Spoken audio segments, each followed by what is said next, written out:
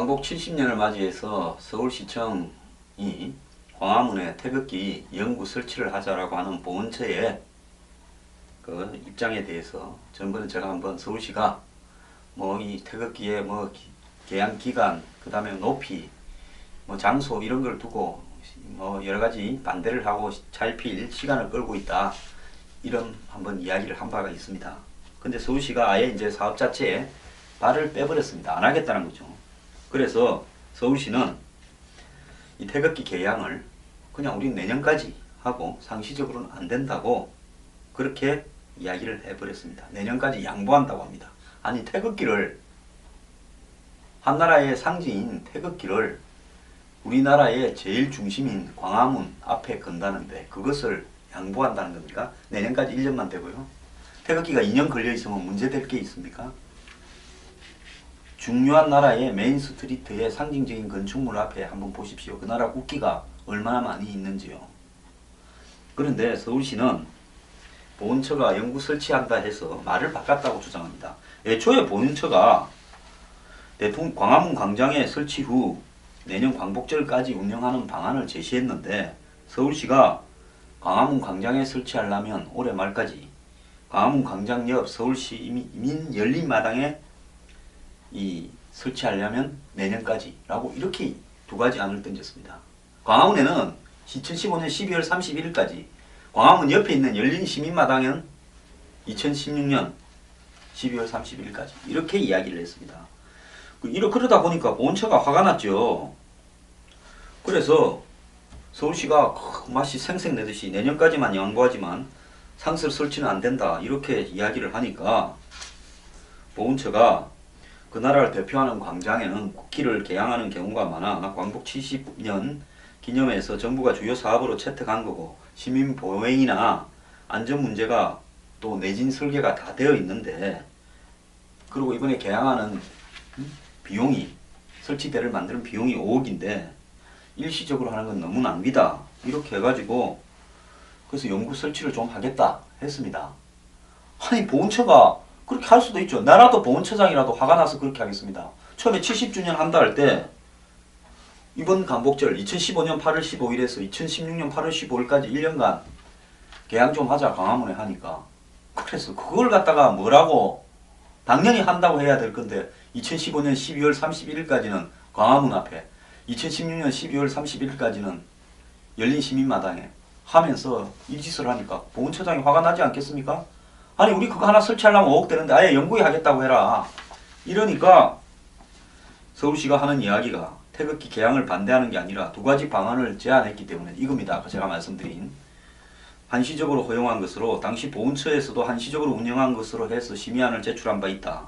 그래서 보훈처가 내년 8월까지 설치하기로 요청했기 때문에 그걸 협조하기 위해 광화문 열린시민마당에 내년까지 설치하라고 했다.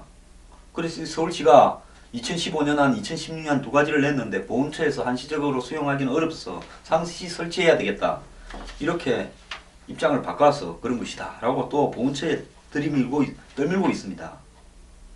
그러면서 태극기 자체를 반대한 적이 없는데 언론이 왜곡하고 있다고 그럽니다.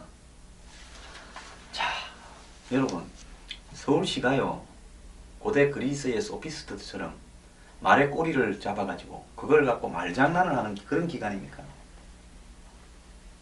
태극기를 광화문 앞에, 정면 앞에, 옛날 중앙청이 있던, 철거된 중앙청이 있던 자리에 대형 태극기를 1년 내내 거는 것이 뭐가 잘못이라고, 그것이 뭐가 불편해서 이러는지 박원순 시장 입장을 좀 밝히세요. 이게 이 정도 논란이 되었으면 시장이 나서야 될 거 아닙니까? 뭐 위원회에서 결정할 문제라고, 당신은 대한민국 사람 아닙니까? 항상요, 이렇게 밴드르한 소리 잘 하는데 이 내부는 엉망입니다. 시청 직원이 지난 24일, 28일 2명이나 죽은 부분에 대해서는 어떻게 조사를 하고 있습니까? 지금 그 뒤로 보도가 하나도 안 나오고 있어요. 어떻게 틀어막는지. 제가 가족들에게 다시 당부드립니다. 혹시 이 방송 보시면요, 사인을 조사해달라고. 그렇게 부하를 괴롭힌 13살이나 어린 상관이 누구인지, 어떻게 서울시에 들어온 사람인지, 어떤 업무를 가지고 밑에 부하 직원을 괴롭혔는지를 반드시 밝혀야 됩니다. 도대체 무엇을 했기 때문에 그렇게 24일날 밤에 12시까지 볶았는지 좀 밝히기 바랍니다.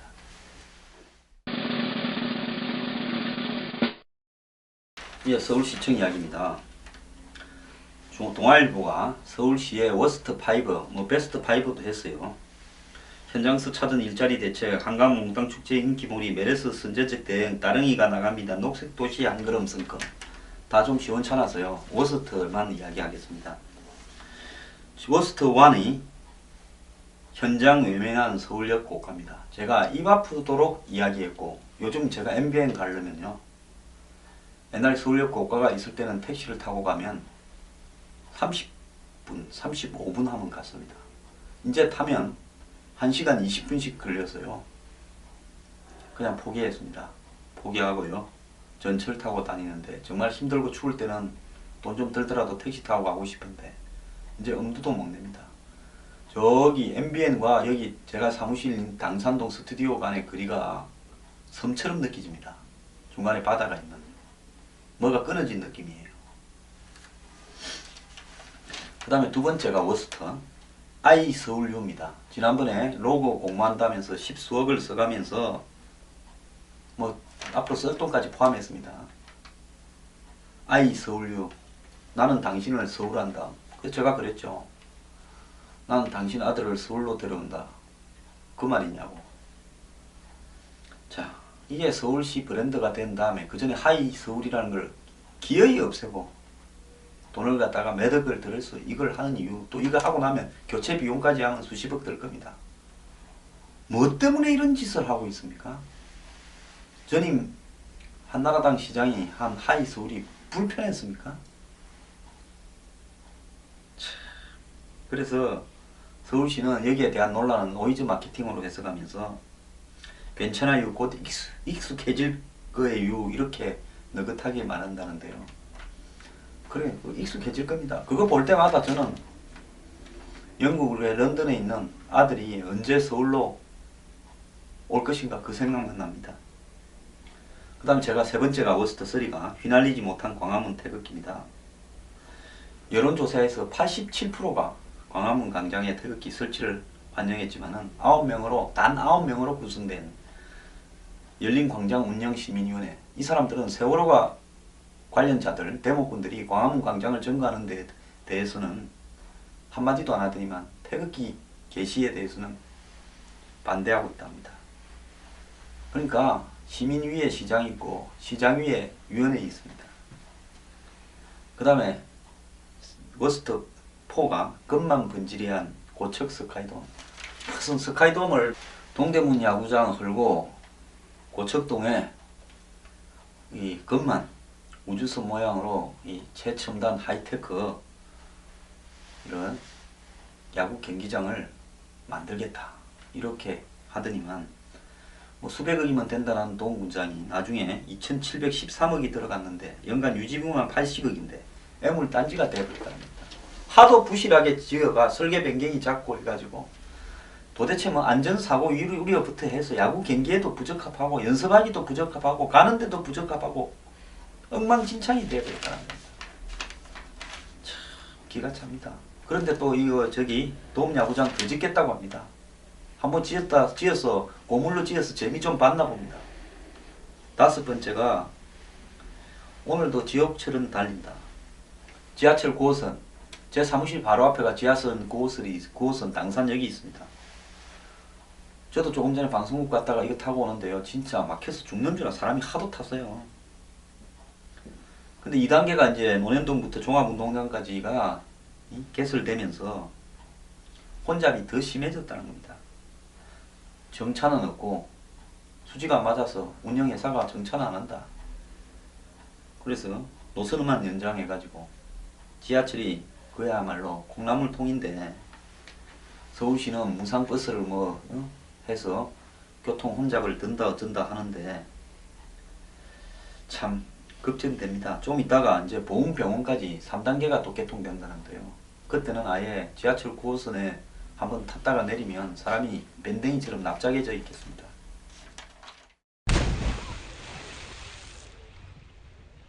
송파에 있는 그 롯데월드 옆에 있는 석촌호수 물이 자꾸 빠져가 수위가 내려간다고 제가 전에도 한번 이야기를 드렸는데 서울시는 뭐 이 송파구청을 통해가 물을 갖다 부었습니다. 수위가 많이 빠지니까요.